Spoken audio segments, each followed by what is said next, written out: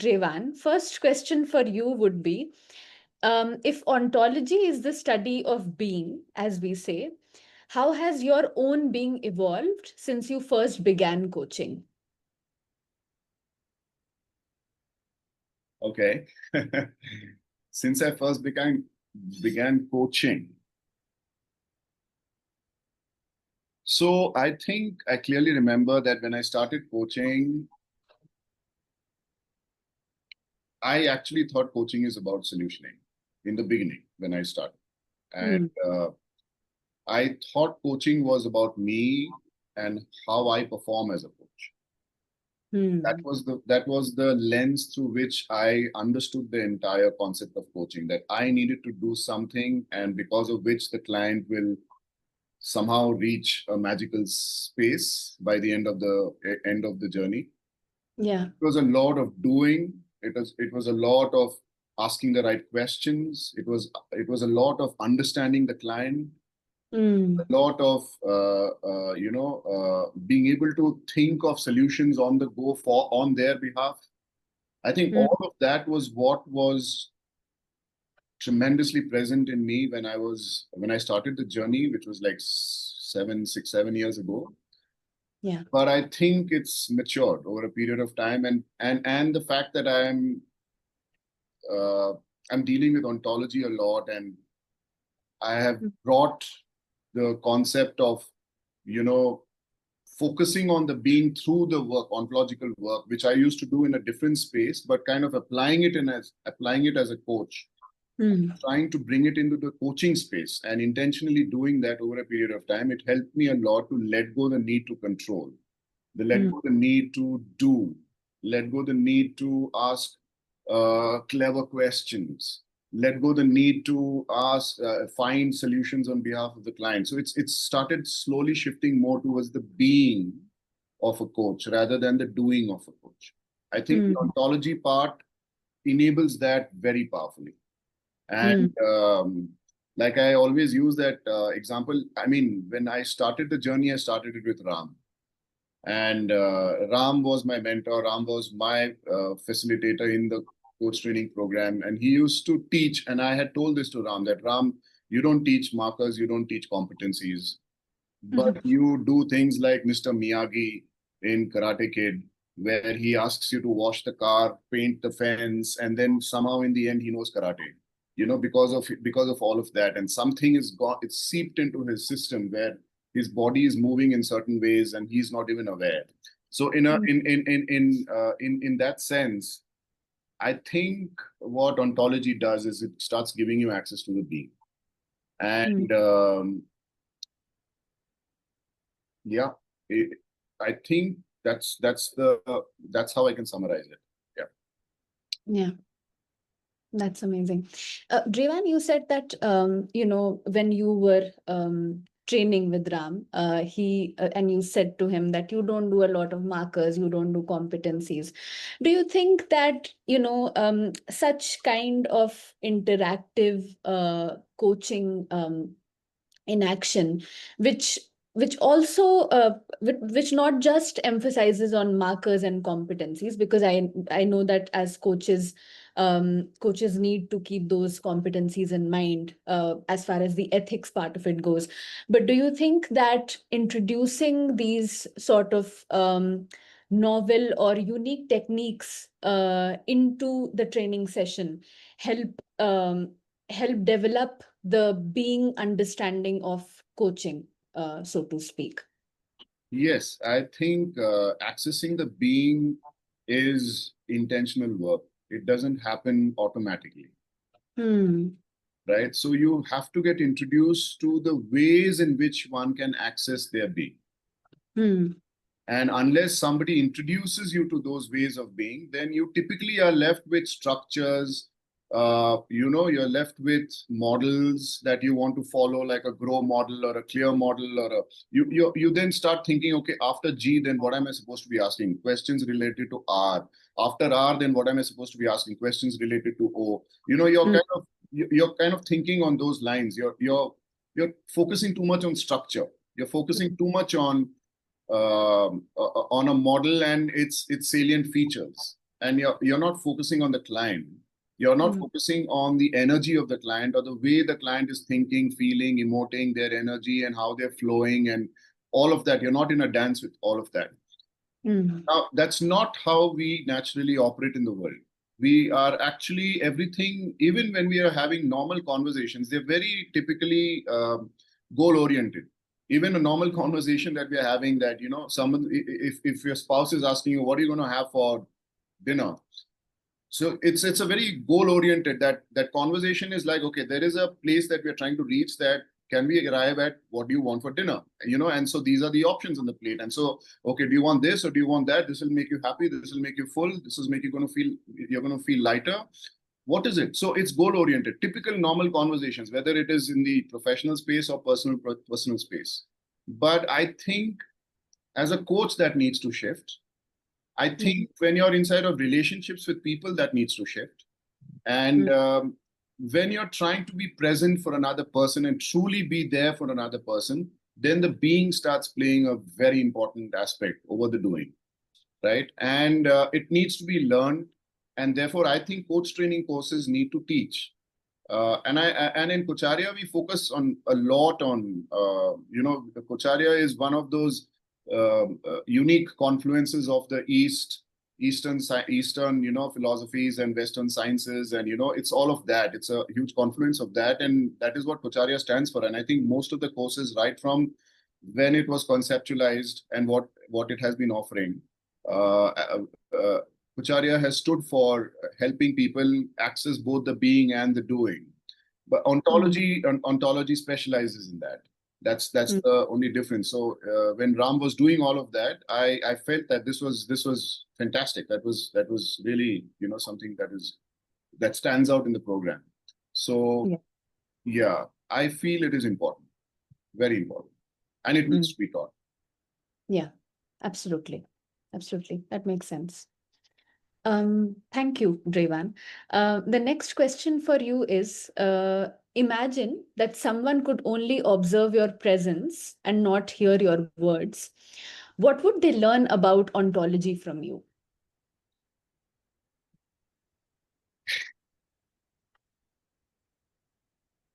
Okay. I'm trying to recollect how somebody would observe, if somebody were to observe me before and if they were to observe me now when I coach, what would be the difference? Like 6 years, 7 years apart. Yeah. I think 6 years apart, they would see a frown on my face, trying to understand the client. They would see me intensely focusing and looking at the lips of the client so that I'm catching every word that is coming out of the client's mouth. And I'm trying to make sense, and I'm probably a little preoccupied as the client is speaking. I'm like 2 seconds behind the client, trying to absorb all of that and make sense of what the client is saying. And at the same time, trying to keep at pace with the client. And all of that would have been how somebody would have observed my presence in that moment. Whereas right now, I think there's more stillness. There is more space. There is more calm. There is more not worried about where the conversation is going. And so there is also, I think, someone would be able to notice that the client would feel more listened to when I'm being present, which was absent before when I started the journey. So the client experiencing me as Dreyvan is just not listening to me at a surface level, but he's listening to me somewhere. He deeply connects with me. He gets my world. That's what a client would be left with if they were experiencing my presence in that moment. So I think these are the changes that have happened over the journey. Okay. Yeah. From doing. And it would kind of, you could catch that in every gesture, in my demeanor, in my body language, in the way the words are coming out, the pacing of the conversation, the dialogue. it's kind of matching more with the client. It's not so away from where the client is. That is all that would be part of what is being experienced without the words, just in terms of the presence. Yeah. Okay. Yeah. And if coaching were a language, what dialect would ontology add to it? That is the question. What it also means, the question is that what unique flavor or depth or perspective do you think ontology adds, as a ontology adds to coaching, which is missing in, say, other coaching methodologies or other approaches in coaching? Well, a couple of things are coming to my mind. One thing is that, coaching could sound like an instruction manual. When you're following markers and competencies, too much of structure, and you're shooting off questions one after the other in a particular, I first do the agreement. So I ask, where do you want to get to, and what's going to come in the way, and why is this important? And tuck, tuck, tuck, tuck. You know the format, the structure, and you're trying to kind of follow that structure. It'll sound like a sequence of instructions, or it would sound like an interrogation, or it would sound like a template, right? That is how it would sound. Yeah. And I think the words that you used, depth and flavor, these are the words that you used when you asked the question. I think ontology brings that flavor, depth. It brings silence. It brings space inside of that conversation. A space that is very nourishing, a space that is very encouraging, a space that is very accommodating, a space of that kind where a client feels like they can come and stay there and rejuvenate and find themselves, right? That is what I think ontology does when you start inviting, when you start looking at it as what is it adding. I mean, everything already exists. It's just that everything transforms when you're able to bring that depth and the silence and the space, and you're able to match it with that of the need of the client in terms of, again, depth and silence and space and all of that, right? I am reminded of this famous story about when salt was first discovered, and there was this country where, people had food, but exotic food and the most delicious kind of varieties and all of that, but they never had salt with them. And then there is this someone who traveled to another land, and then when they came across salt, they traded everything, all the precious stuff they had on their ship for the salt, because in the meal over there and in that land, they experienced the meal with salt, and they found it to be magically different. Even the simplest of foods that they were having, the simplest of dishes that they were having, it had transformed their experience of having the simple food, right? And they took that salt back.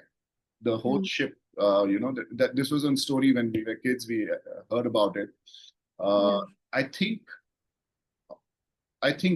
ontology plays the role of what salt does inside of a conversation. It brings that magical balance and space and accommodation and a kind of harmony, that happens because of its presence, because of the ontological presence. And it kind of sounds equally, freeing and rejuvenating for the coach as well, because yes. Because I specifically, as somebody who starts out, there is a lot of performance anxiety that, Yes. I have to, make them reach a conclusion and, all of those thoughts. But as you were talking, it sounded so, freeing and calming for the coach as well. Yes. Which You I don't think, need, it's like, you don't need to worry about so many things. About just the presence, the stillness, the silence, the energy. Instead of worrying about questions and clever questions and understanding the data and the information that is flowing to me. I need to remember this word. I need to remember what the client said 5 minutes back, and all that. I'm saying all that goes away. So it's a lot less work and a lot more presence. Yeah. Right. So yeah, Yeah. that is what it is. Yeah. Okay. So Dreyvan, was there a personal experience outside of coaching, travel, art, or maybe even a mistake that unexpectedly shaped how you bring ontology into your work?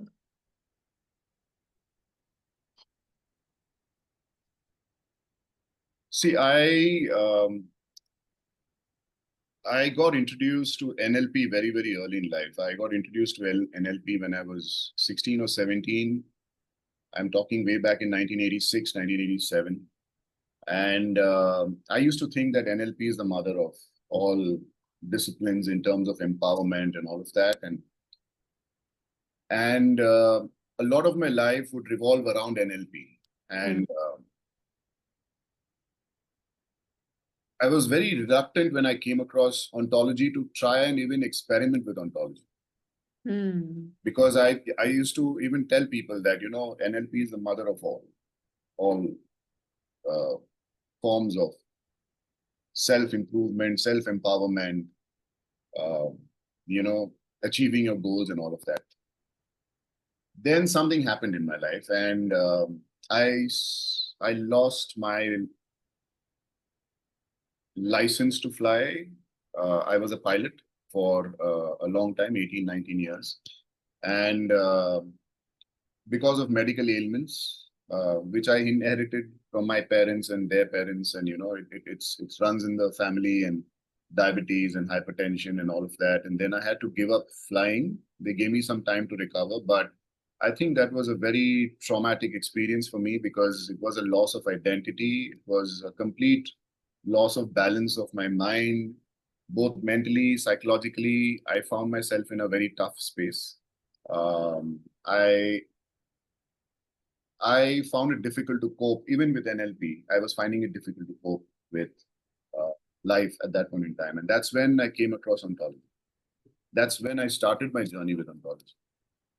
And I found ontology to be so powerful, so transformative, because while NLP gives you access to your mind, and it's a beautiful subject, it's a brilliant subject, ontology gives you access to the being. To 180 degrees opposite. So when I was undergoing these studies in ontology in the beginning, 20 years ago, almost 2+ decades ago, people would say, why are you confusing yourself with two extremes? Like psychology on one side and ontology on the other side. Like, one is to do with the mind, the other is to do with the being. Then you'll end up as a confused soul. And I said, no, I'm not looking at confusing myself. I'm just trying to understand what are the different ways to empower oneself. And that's where my love for ontology started almost 2+ decades ago. And it's something that I'm extremely passionate about even today, after 20+ years. And I eat, breathe, talk, walk, dream ontology. That is what I do. And anybody comes home, typically the people who stay back in my house, and they stay back till like wee hours of the night, 4 o'clock, 5 o'clock in the morning, they're stopping, and it's all ontology. It's all ontology. It's all ontology. And all my friends and even family members who stay back and we discuss things, it's all ontology. Right. So it's the power of ontology. So that's how impactful ontology has been in my life. And it helped me come out of that life situation that I had got into. Because I had thought I'll be a pilot like most of my friends are even today, till the age of 65. The retirement age of a pilot is 65. And I thought till 65. But at the age of 38, 39, it was taken away from me after I started flying at 22, 23. At the age of 39, it was taken away. And I felt I will not be able to survive. Professionally, I'll not be able to figure anything out. But I was able to come back from there. I was able to reinvent myself. I was able to understand that I am not my competencies, I am not my skill sets, I am not my achievements, I am not my designation, I am not my occupation, I am not my profession, I am not all of that. I am a being.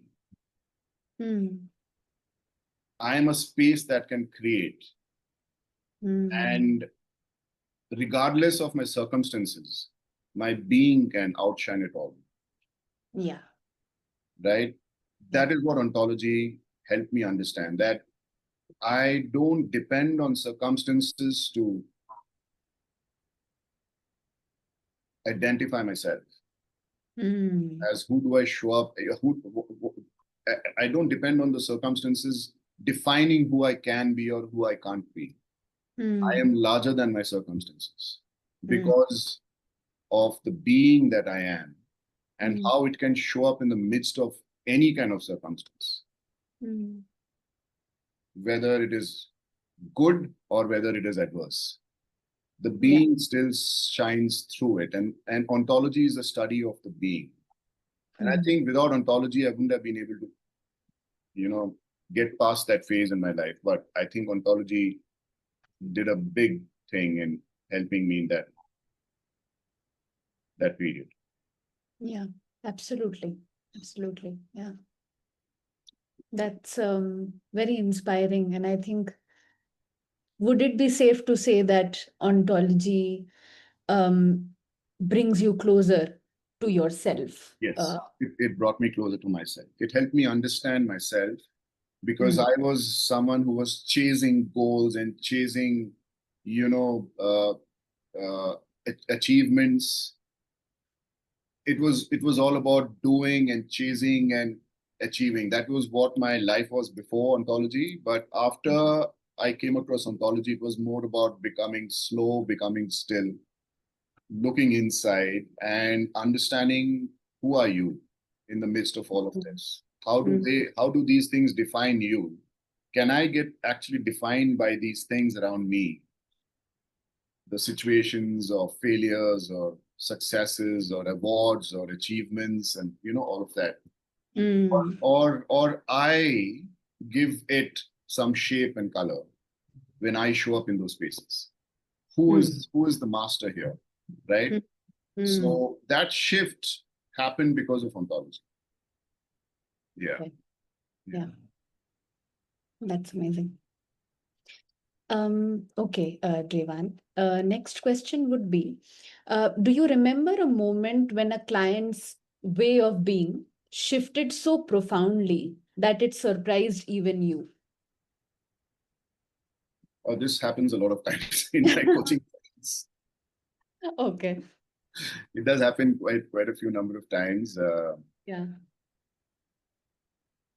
I've had clients who have come and told me that, Dreyvan, I have tried a few coaches and I don't think coaching works for me.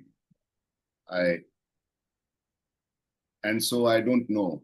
And they have been asked to meet me by someone who's experienced my ontological work and all of that. And so they come and meet me and they say, I don't know, I've been told to come and meet you and all of that. And it's happened quite a few times. And then when I ask them, what is it? What's the challenge? They say, no, coaches ask you questions and then they'll ask you to focus on your breathing, focus on your, they'll sometimes ask you to meditate. They'll ask you questions around energy, emotions. I'm not a person who's in touch with all these things. And these are those hard, kind of the male ego kind of thing. No? They like action and they like doing and they like achieving, they like chasing, they like projects and they like how to close projects and how to end projects and do it before time and bigger projects and bhag goals and all of that. Big, hairy, audacious goals, bhag goals, bhag goals and all of that. So, and when you ask them softer questions, which coaching oftentimes tries to focus on, like feelings and energies and emotions and sensations and thoughts, and they're not able to handle all of that. And so I've come across clients like this. So there was this one client I remember who was a CEO of one of the derivatives big bank in India. And he said all these things, and then when I said, if you want a sample, you can try a sample, and then I took him through a transformational presence kind of a coaching session, wherein I got him in touch with what is he experiencing in his body. I actually slowly helped him go through that process where he got in touch with that energy, and after that, once he got in touch with that energy, he didn't want to come out. Instead of a normal 30-minute experiment, it became a 1 hour, 45-minute kind of a session where he refused to come out once he got in touch with his feelings and his emotions inside, and how they were all clogged up inside, and how they were all bottled up inside. And for the very first time in his life, he was accessing them. And when he got in touch with all of that, he really wanted to stay there and explore everything that was there. So that was one of those sessions which I remember was very, very transformational, and it was something that happened because I could take that person inside. That was one of those experiences. Another experience that comes to mind is I came across this person that had a perfect life and was wondering about one thing in their life that is missing. I don't want to take the issue up and bring the issue to the surface, but the main thing was they had a perfect life with one piece missing. And they wanted to know that is it okay for them to continue living life perfectly with that one piece missing, right? And when we went deeper and deeper into that space, the person came to know that that piece is missing because what they had not realized until that coaching session was that that piece causes a lot of pain and suffering every time they try to attend to it. And they didn't associate that pain and suffering with every time they try to, address that particular missing piece. They didn't realize that they are actually touching their pain and suffering, which was all bottled up inside them.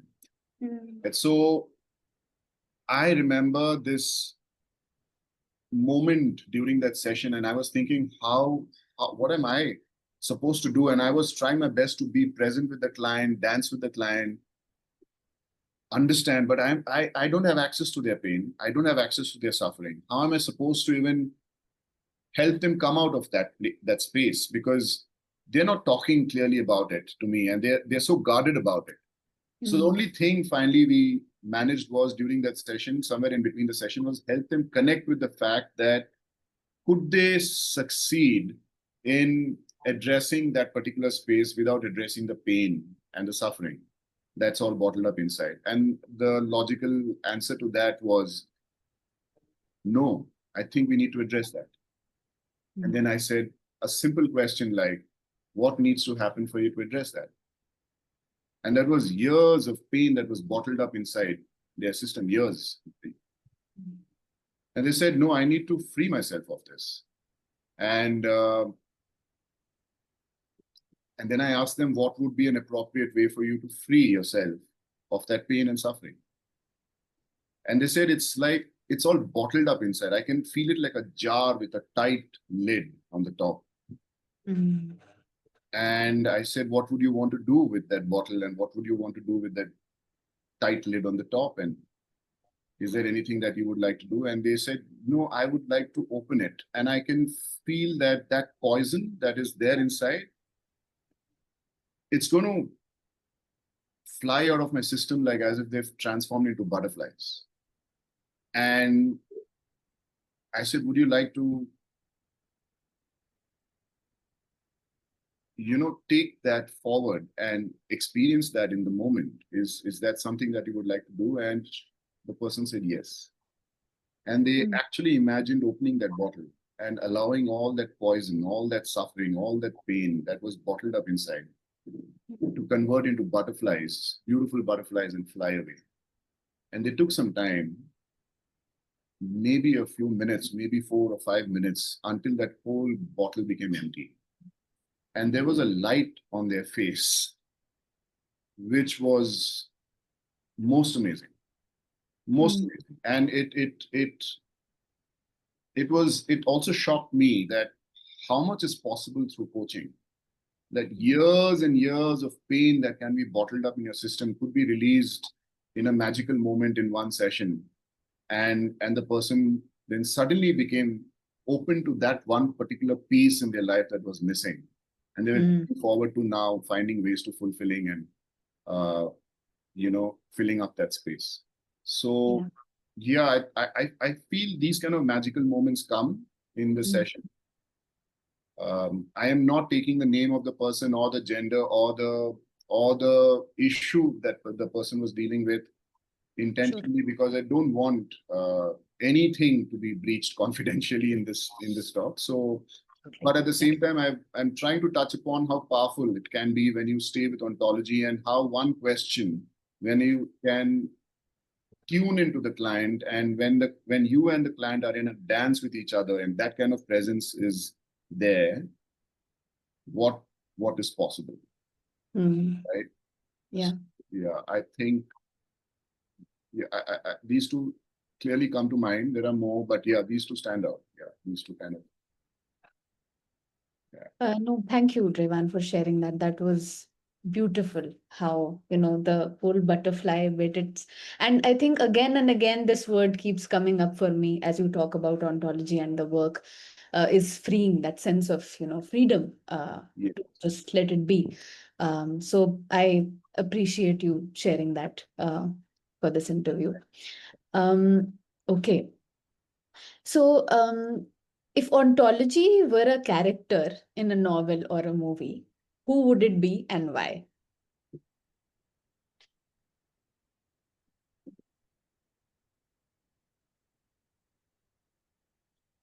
If ontology were a character in a movie, I love movies. I'm a movie buff. I love movies. I think, have you seen this movie called Lord of the Rings? I have watched parts of it, but Parts not of the. it. There is a character called Gandalf. Okay. Gandalf, Okay. a man with a big, long white flowing beard. Gandalf. I think Gandalf, his presence is magical. I mean, everybody in his presence feels powerful. Everybody in his presence feels very reassured, and he kind of somehow makes people discover their own truth about their potential. That is the kind of a character that I would feel. Okay. But as you were asking that question, there is another character which I feel is more appropriate, is if you've seen the movie Kung Fu Panda. Kung Fu Panda. Okay. Okay. Kung Fu Panda is an animation, and there is a character called Master Oogway. Okay. He is the tortoise. In Kung Fu Panda, everybody is a panda and lion and tiger and snake and crow and all that. And this Master Oogway, I think Master Oogway, his presence itself transforms every space that he touches.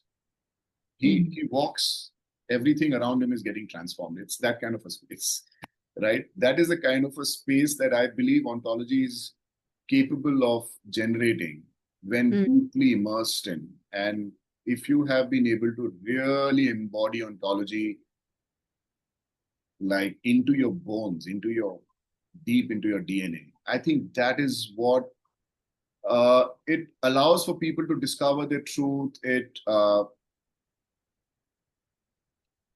It helps everyone attune to themselves, right? It helps people find themselves, discover themselves, and find themselves, and recognize themselves, recognize their potential. And it helps people also see that existence is not about doing, but it's more about being, and that kind of a thing. It's very subtle, it's very gentle, it's very profound, and it's very transformative. It's profoundly transformative. That is the kind of a presence that Master Oogway has, because of which Kung Fu Panda, a person who's a big fat panda, turns out to be the Kung Fu master in that movie. And it's a beautiful movie. It's love that movie, seen it a few times. But Okay. I think he gets enabled by, all the characters over there get enabled by the master. Okay. They find, and it's not like he's doing anything actively. They find themselves in his presence.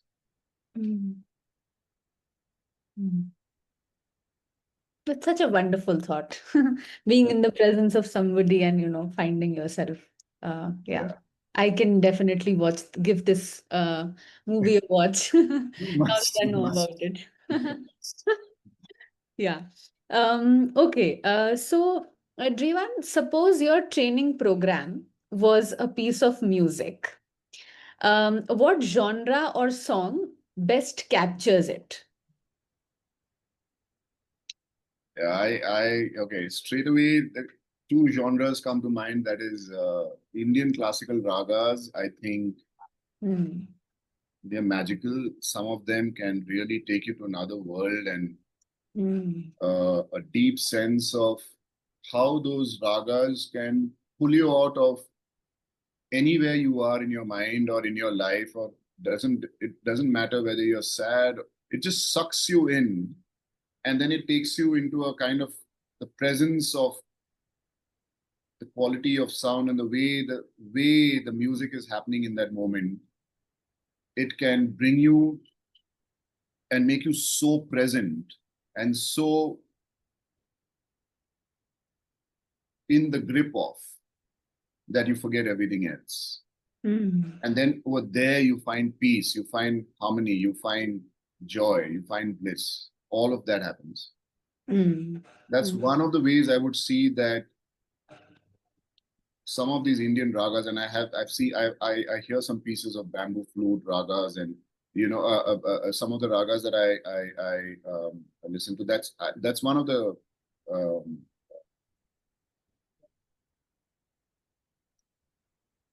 examples that I can come up with. I would also say jazz.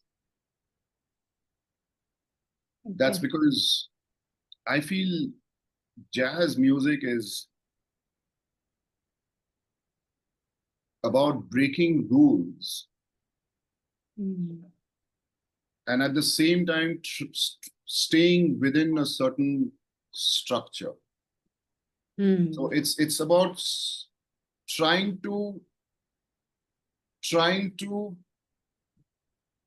play with each other, different musicians who are combining together to produce a piece of music, create a piece of music. They are improvising in the moment with what each other is doing in the moment. There is no preconceived idea of how are we going to play the next 5 minutes. They start playing, and the other person joins in based on what the other person is playing, and he's creative.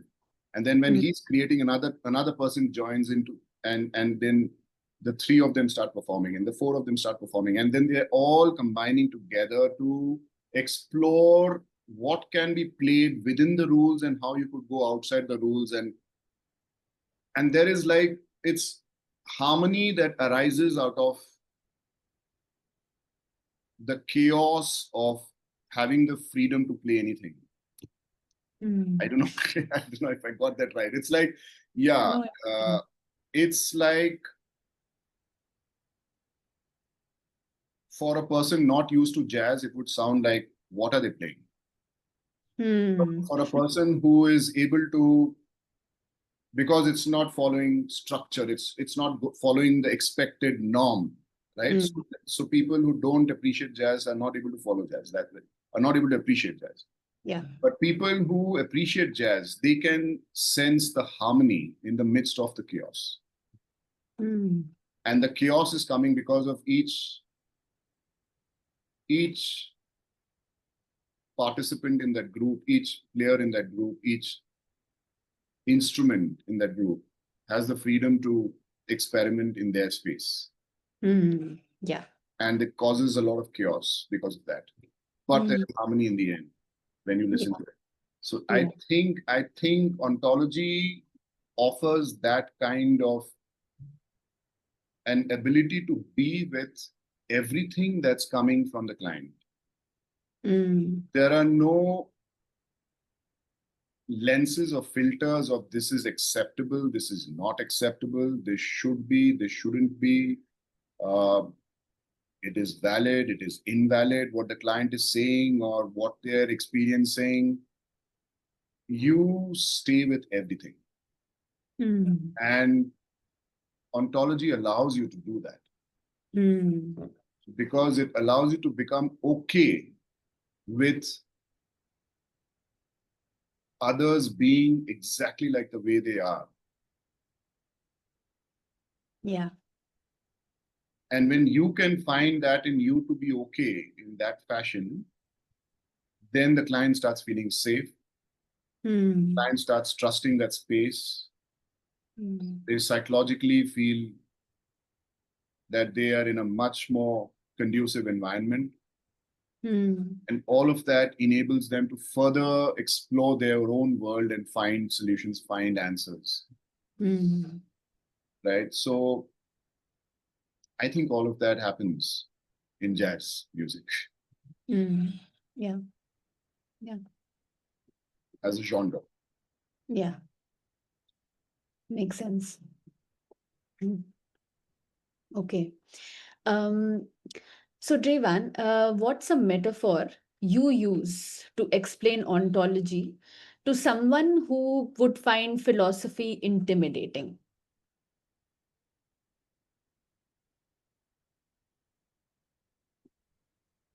It could be a metaphor, it could be any way that you explain it.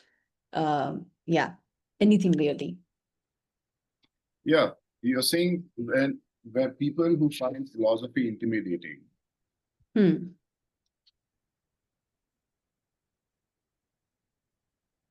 A lot of people misunderstand what I offer through ontology in my courses.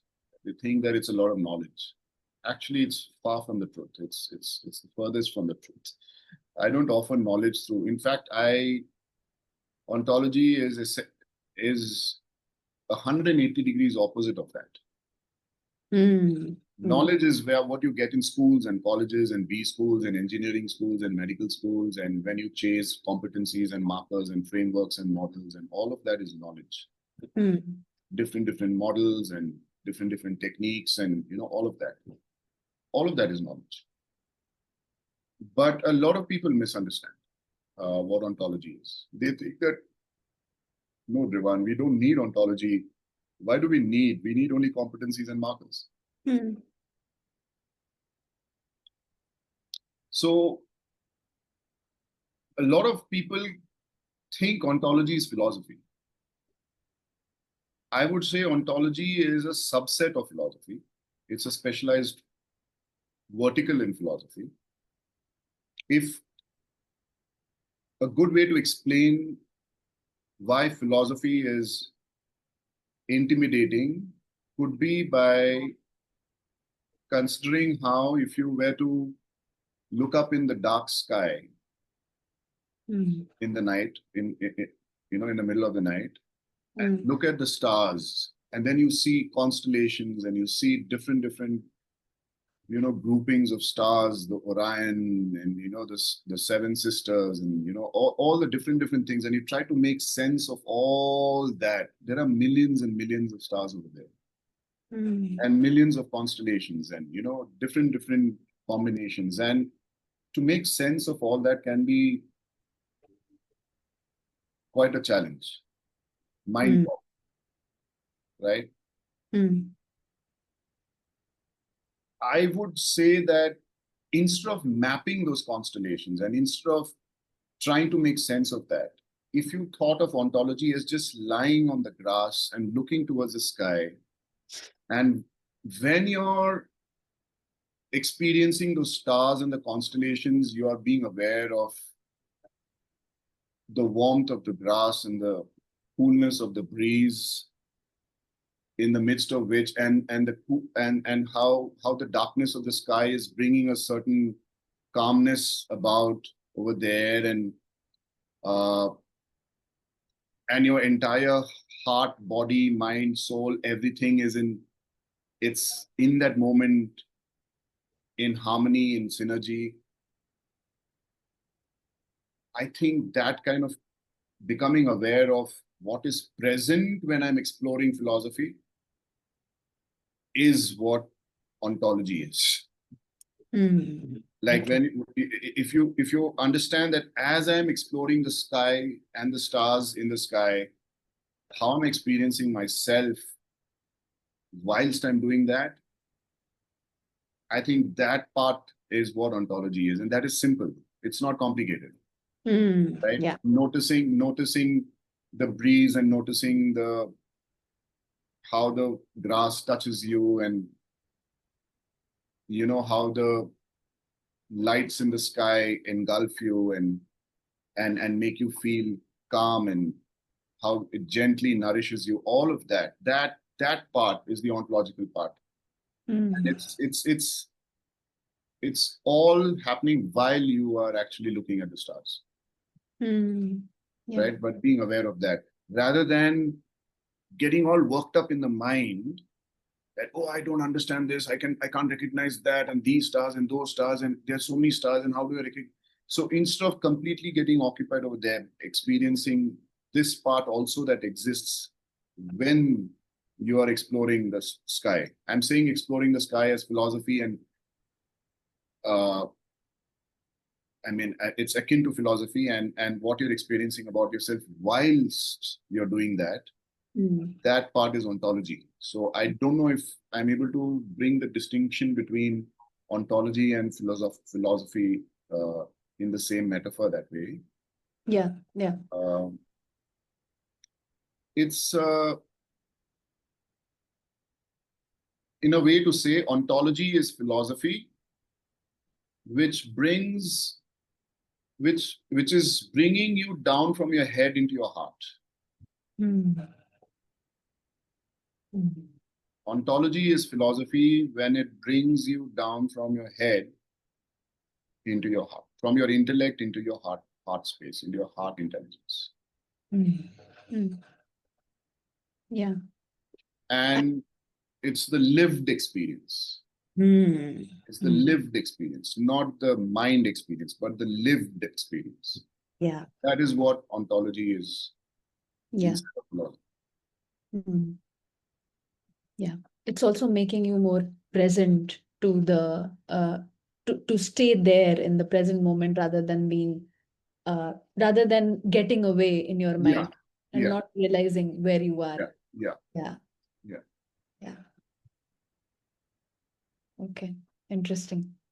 So Dreyvan, how do you see ontology shaping the next decade of coaching, especially in a world which is, especially today, in a world which is so influenced by AI and sort of rapid change? There is a lot of disruption. AI is coming up. So how do you see, where do you see ontology?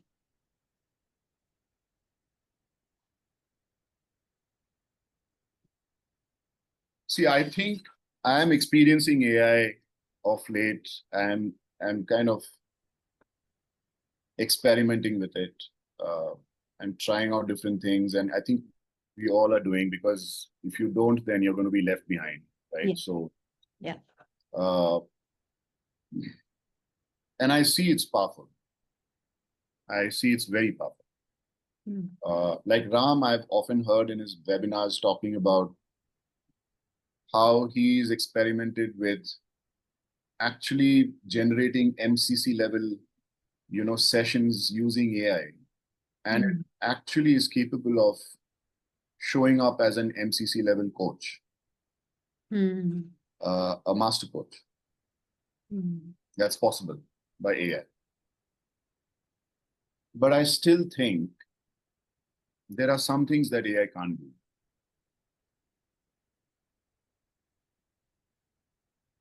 I'll use a metaphor, or I will use an example of a real life incident that has happened in in the mid 2000s, somewhere. I think I came to Bangalore, and just around that time it happened. In my military service, when I came to Bangalore, I remember seeing that there was this aircraft which went and landed in the Hudson River. It took off from New York, the main airport, I think LaGuardia Airport. It took off from there. It had some 150 odd passengers, and they hit into a flock of geese that were flying, and both engines failed just after takeoff. And I think in the next 3 or 4 minutes, the aircraft landed safely in the freezing waters of the Hudson River, which was flowing next to a little away, in the middle of Manhattan.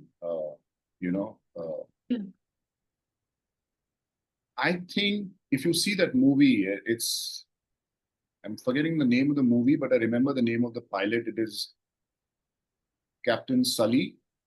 Okay. Sully Sullenberg. Sully Sullenberg is his name, if I remember the movie, the name right.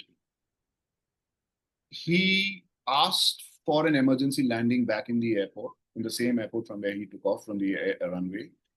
They offered that runway to him to land, but very soon, within a fraction of a second, he decided that he can't land there. Then he asked for another runway, which was a little away, a few miles away. And he thought maybe he can make it to that runway, but he very soon decided, they made that runway also available to him, but very soon he decided he can't land there either. The aircraft will not, because he doesn't have both the engines. Now, the aircraft has to glide towards that runway and land in that runway. And both the runways he decided will not be feasible for him to take the aircraft to. And maybe within a minute of the incident happening, I think he took a decision that he will land in the middle of the river, risking the lives of all the people on board, never having got done before. It's not standard operating procedure. Yeah. It is not going by the rules.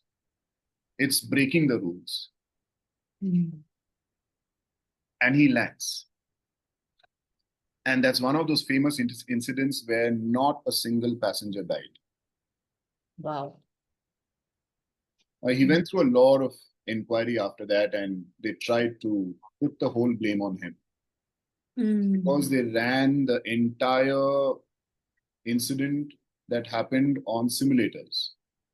And they brought in the best pilots and the best investigators and the most qualified people from around the world. And along with machines and simulators and algorithms, they kept proving that he could have landed in one of the other two aerodromes.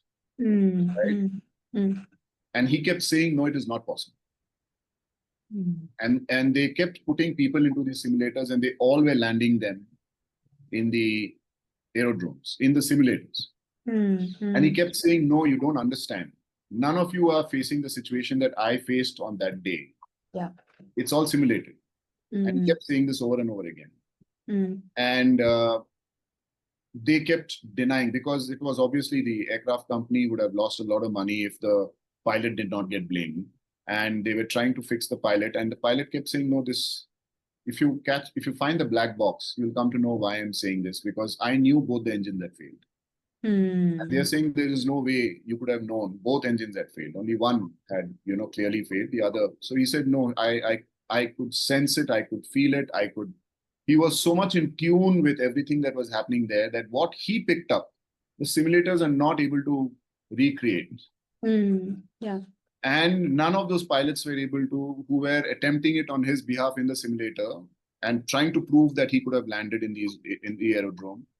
Eventually, the case got resolved, and what he said was true. And what nobody could have perceived, and the sounds that he heard about the engine, and how it wound down when it got hit, and all those little nuances. His 42 years of experience, I think he had some 40 plus years of experience of flying. And, it's all of that comes into play. I think when we are coaching, that element cannot be replicated by AI.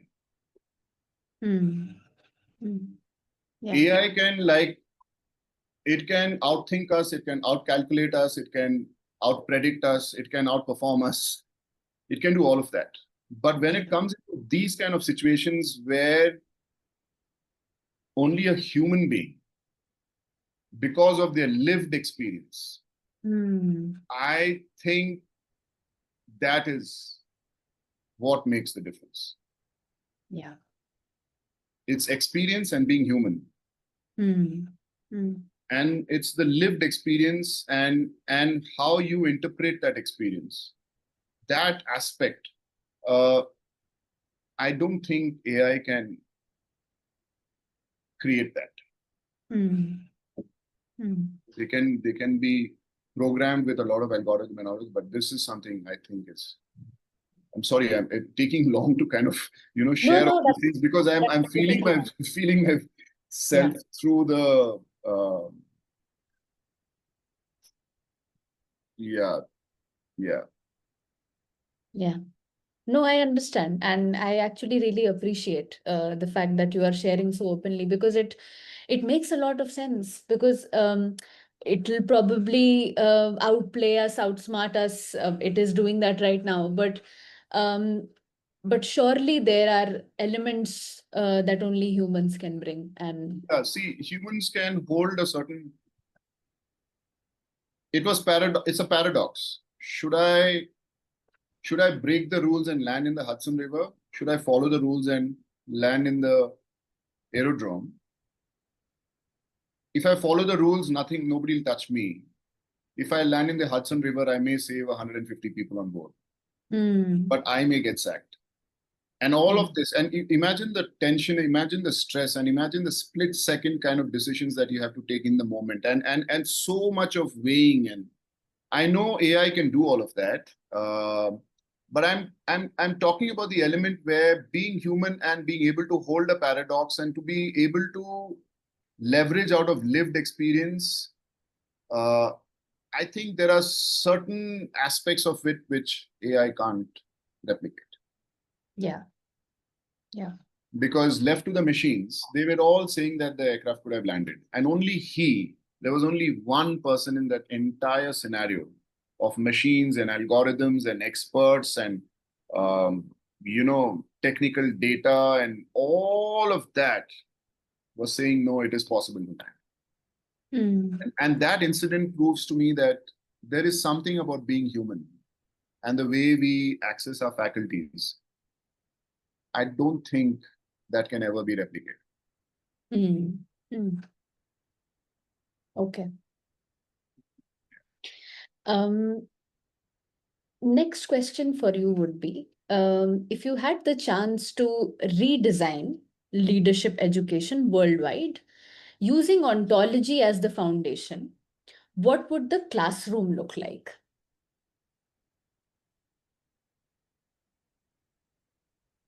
I'm already doing that work for the last 12, 13 years. I am helping organizations in the leadership space. I'm working with CXOs, helping them reinvent themselves as leaders, find themselves, not reinvent them, to discover themselves as leaders and the innate leadership that exists inside of them, just by helping them connect with all of that. And initially, when I left the armed forces, I thought I would be doing this more out of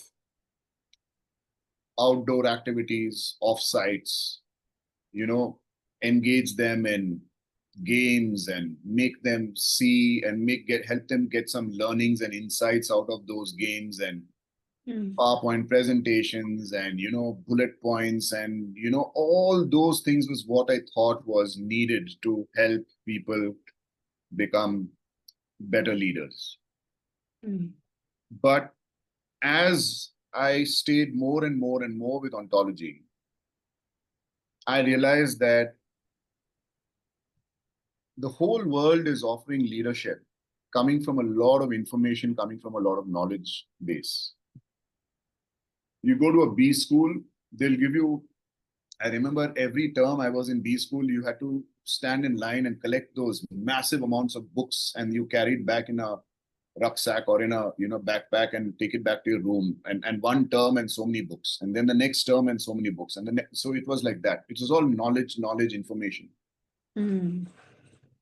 My point is this: what did we do as kids when we learned how to balance a bicycle? Did we read books? Did we learn Newton's first law, second law, third law? Did we learn about gravity and push and pull and centripetal force and centrifugal force? And then did we go and sit on a bicycle, and then did we learn how to balance? No, we didn't actually learn balance by reading all those books. In fact, after learning how to balance, if anybody asks me what is balance, or even today, I would ask anybody, what is balance? You tell it in such a manner that by listening to your definition or description of balance, that somebody else would be able to access balance. No, you can't. All that information. Therefore, I have this thing that, please don't chase models and competencies and markers to understand what coaching is. That is not how you will acquire coaching skill sets. How we acquired balance was by staying with a bicycle, trying to sit on it. You fall, you get up, again sit, fall, get up, sit, fall. There's no theory, there's no knowledge, there's no information. It's figuring out as you go. Yeah. For leaders to figure themselves out, the one thing across organizations that people don't do at the leadership levels is they don't talk about their experiences. If you ask me, your question is, how would the classroom look like? And my sessions, they look like one slide on the board or two slides on the board for the whole day. And the rest of it is all of them sitting huddled up in a circle, talking to each other, becoming vulnerable, becoming present to each other's strengths and weaknesses and challenges and difficulties and successes, and making them understand each other's worldviews, making them understand the context from where these people are operating. Everybody else, all the other team members in the organization, if you're able to sit and huddle up and have these deep, meaningful conversations that peel off all the layers of performance and achievements and doing this and doing that, but getting to know the people who are actually behind all that effort. I think that is the space where leadership starts emerging collectively out of these spaces. So the classroom would look less like a classroom, but more like a circle of leaders sitting, exploring each other, being present to each other, listening to each other, becoming vulnerable, dropping their guard, and finding the courage to show up in those spaces and bear themselves. That is how my classroom would look like, or a session would look like. Okay, interesting. Okay, Dreyvan, what is a question about being, if any, that you are still wrestling with yourself?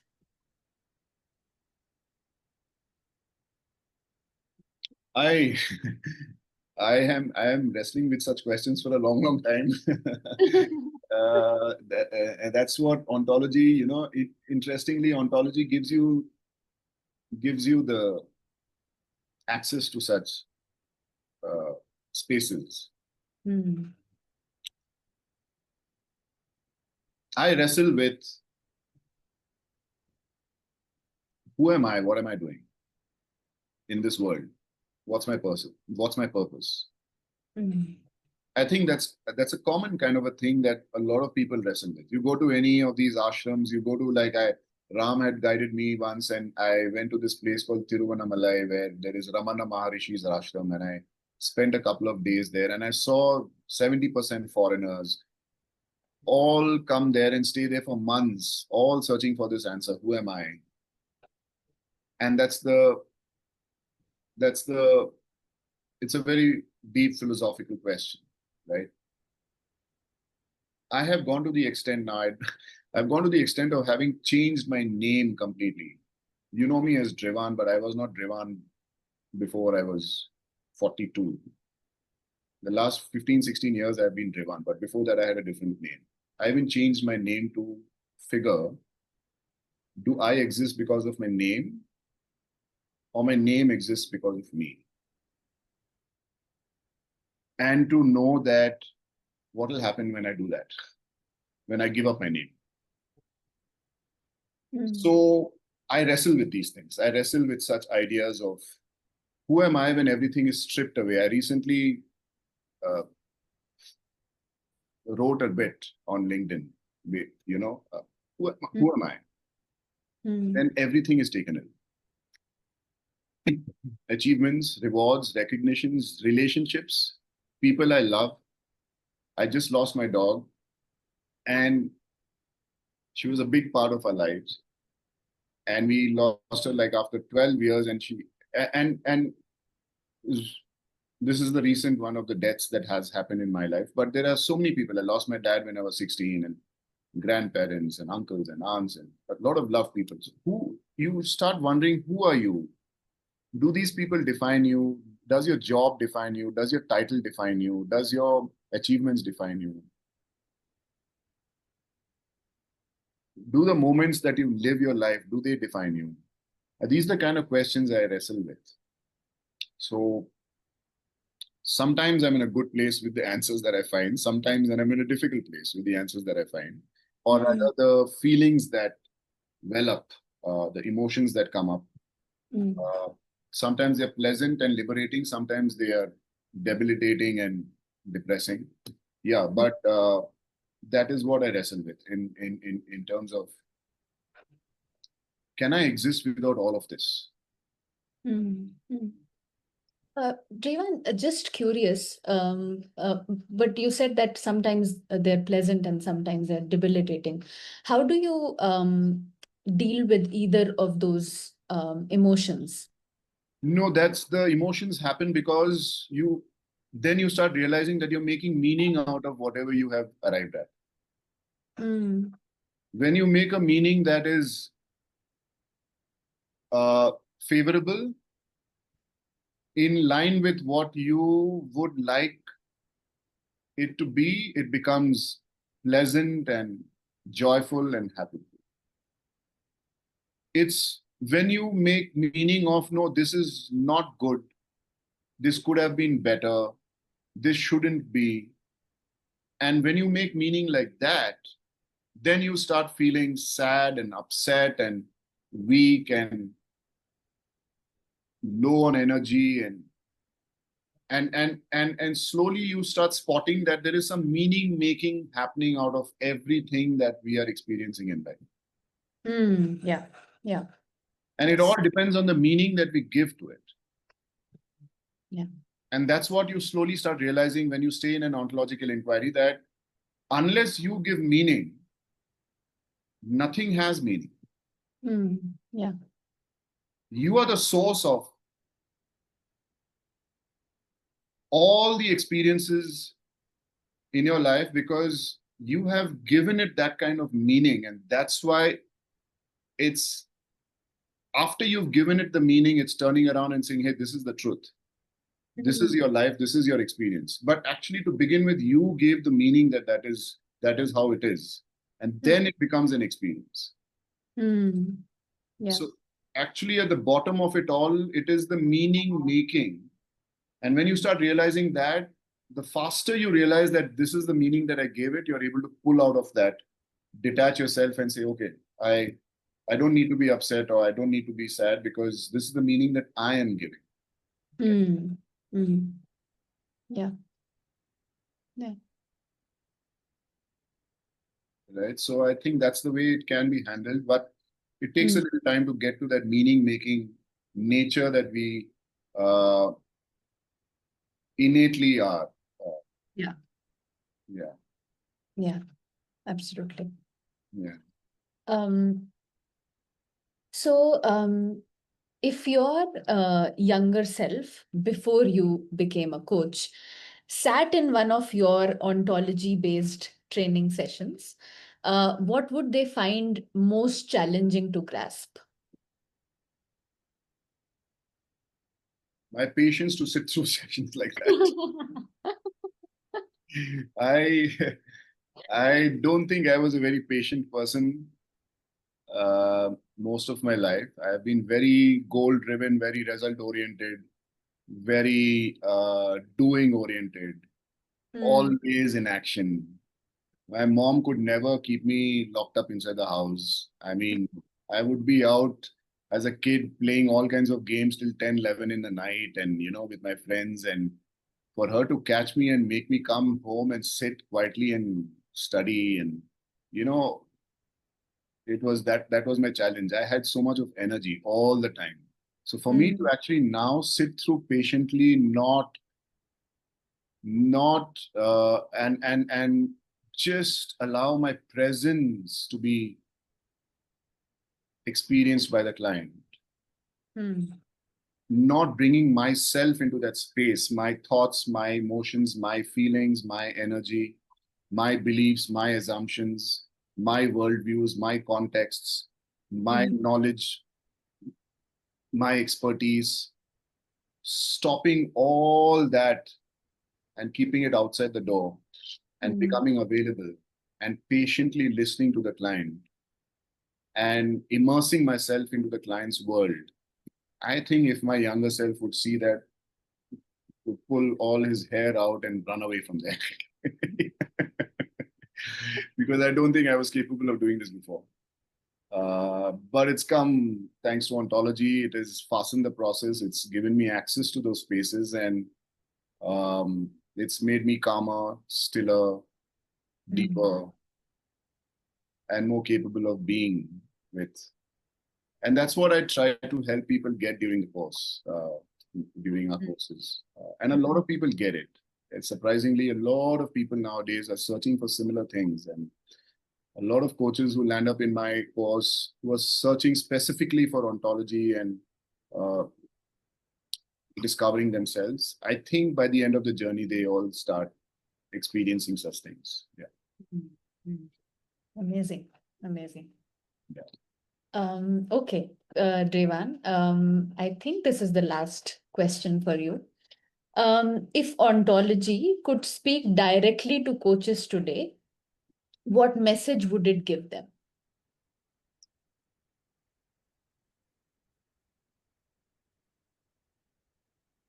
Don't rush.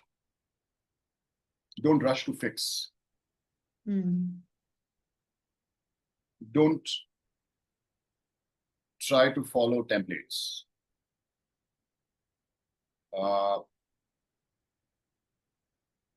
Don't get... I have this question coming up oftentimes during my course, particularly in the foundation course. Dreyvan, what are the other courses that we need to do? Do I need to do emotional intelligence? Do I need to do NLP? Do I need to do Gestalt? Do I need to do Hogan? Do I need to do MBTI, leadership circles? Are these good, bad, etc., etc.? I would say don't get seduced by tools and frameworks and disciplines, and think that the more I do, the better I become. I would say Ontology would say that don't look for skill sets or competencies and skills outside. Look more within. That is what Ontology would, if it could speak directly, that all that you're looking for lies inside, not outside. And so learn to be still, learn to recognize what's happening inside you, stay with it, get comfortable with it, deal with it, enjoy it, listen to it. Because transformation happens not in the cleverness of your questions for a client. The client's transformation does not happen because of how clever your question is. or how smart your question is. Transformation happens because of the quality of your being in that moment, who you can be for the client, when you're with the client. That's where transformation happens. So the answers lie within. The answers don't lie outside. What you're seeking for is inside, not outside. That is what ontology would directly, I think, speak. That has been on my LinkedIn for the last 14 years, on my LinkedIn as the tagline. The answers lie within.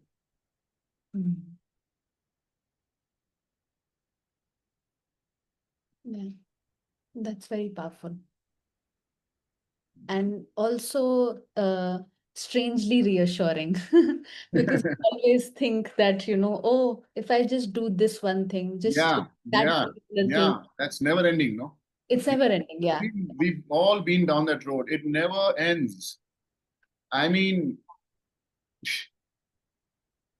I remember wanting to buy a bike and I dreamt about it. And then I would lose sleep over, oh, once I get that bike, this is going to happen and that's going to happen. And then once you got that bike and you stayed with that bike for some time, now you're thinking of, oh, can there be a bigger bike or a larger bike? Or it's always that chase. It's always that chase.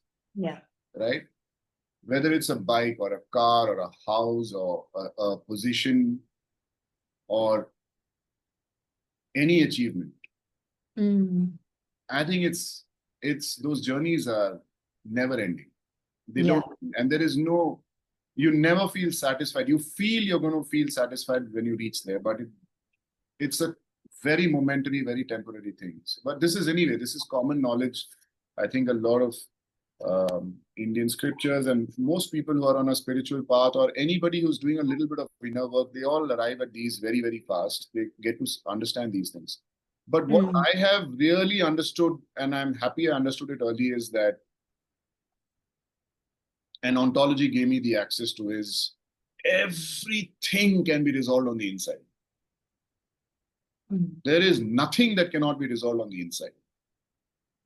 Every external situation, every external experience, every relationship, it's not the other person. It's not the other thing. It's not the world out there. It's not the government. It's not the head of state of another country or head of state of this country. It's all inside. If I can resolve what is inside, then everything on the outside gets resolved. Yeah. So that is what I think ontology helps you do and get access to. Yeah. Okay. Thank you so much, Dreyvan. That was welcome. I had goosebumps during a lot of points in the interview. Thank you so much. It was such an honest and such a candid, expression of what ontology means to you. And absolutely my pleasure talking to you today. So absolutely, yeah.